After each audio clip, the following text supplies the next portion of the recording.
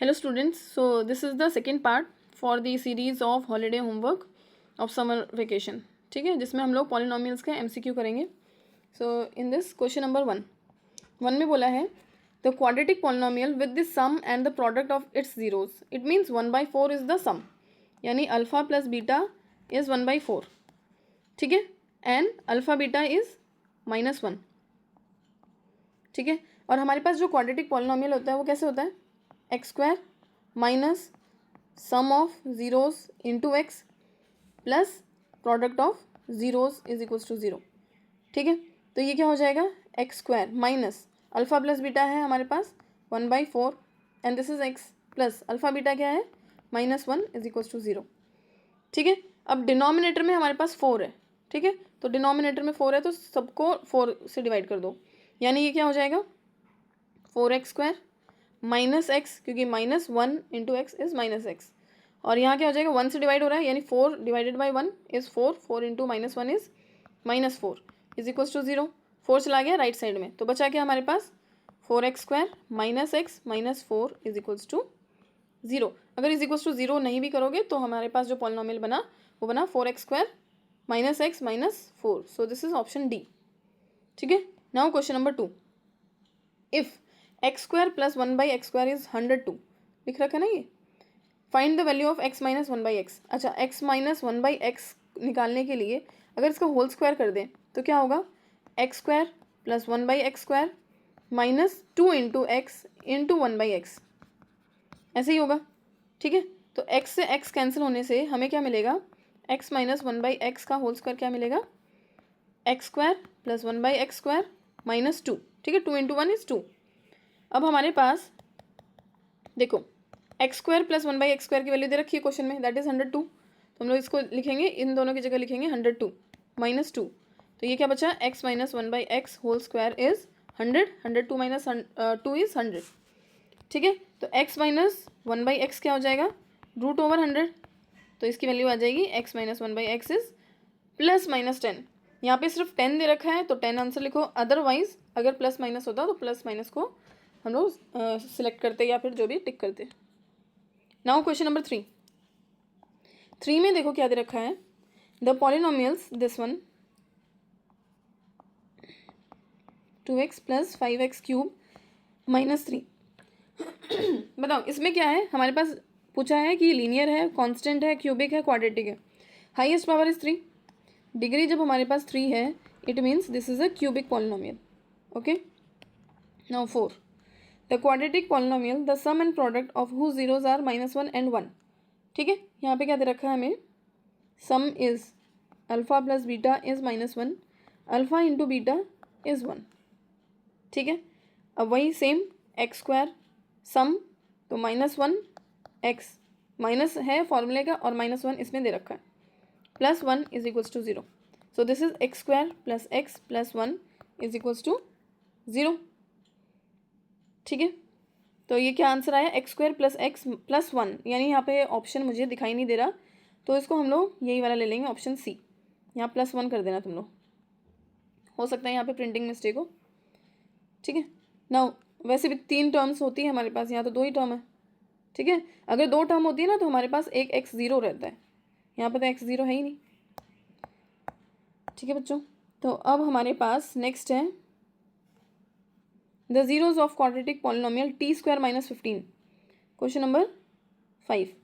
इसमें बोला है टी स्क्वायर माइनस 15 के हमें जीरोज निकालने हैं. जब जीरोज निकालते हैं तो जीरो के इक्वल पुट करते हैं.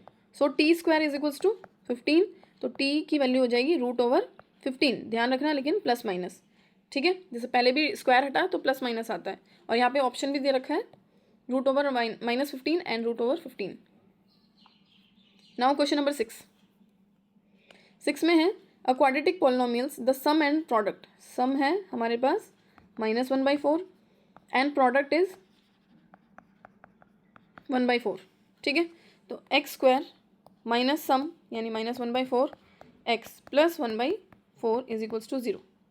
ठीक है, तो whole divided by 4, minus minus यहाँ प्लस हो जाएगा, एक्स स्क्वायर प्लस एक्स, यहाँ पे क्योंकि 4 से मल्टीप्लाई होगा. ठीक है, क्योंकि डिवाइड किया है 4 से तो 4 से मल्टीप्लाई भी करना पड़ेगा, प्लस 4 से 4 हो गया तो ये बन गया 1, और ये 0. 0 इंटू 4 ये गया पूरा 0, तो बचा 4x² प्लस x प्लस 1। ठीक है, तो ये पॉलिनोमियल हमारा बन जाएगा। So this is option number A. ठीक है, नाउ सेवेंथ क्वेश्चन में हमारे पास है if x plus 1/x is equals to 3। ठीक है, ये हमें दे रखा है तो इसी को यूज़ करेंगे, इसका होल स्क्वायर कर दो। ठीक है, स्क्वायरिंग बोथ साइड।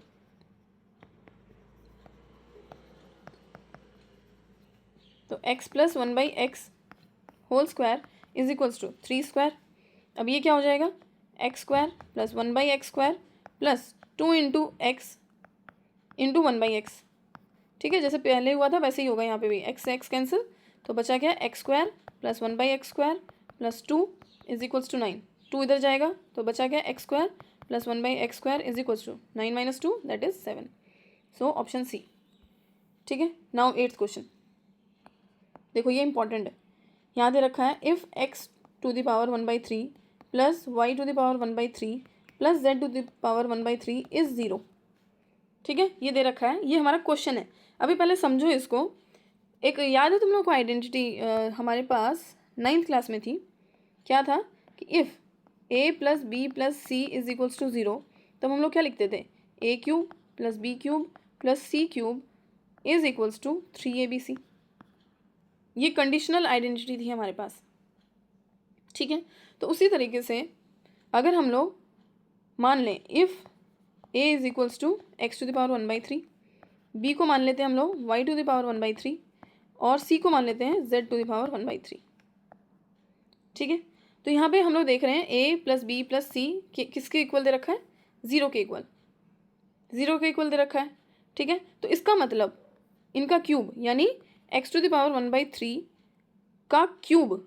ठीक है, क्या हो जाएगा, इसका क्यूब हो जाएगा, यानी कि cube plus y to the power 1/3 का cube plus z to the power 1/3 का क्यूब, ये किसके इक्वल होगा, 3 इंटू a क्या है हमारे पास, 3 इज, चलो एक साथ लिख देते हैं, x y z और होल टू द पावर 1/3।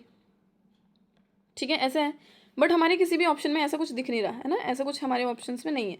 तो एक काम करते हैं, इसको अगर हम लोग इसमें पहले तो ये देखो, ये 1/3 एंड 3 एक दूसरे से कैंसिल होके सिर्फ 1 बनाएंगे, यानी ये बचा x, ये बचा y, ये बचा z। ठीक है, यहाँ क्या बच रहा है, 3xyz whole to the power 1/3। अब जैसे हम लोगों ने ऑप्शंस देखे, हमारे जो राइट साइड में 1/3 यानी क्यूब रूट बन रहा है, बट यहाँ भी क्यूब रूट नहीं है, यहाँ भी नहीं है, यहाँ भी नहीं है और यहाँ भी नहीं है।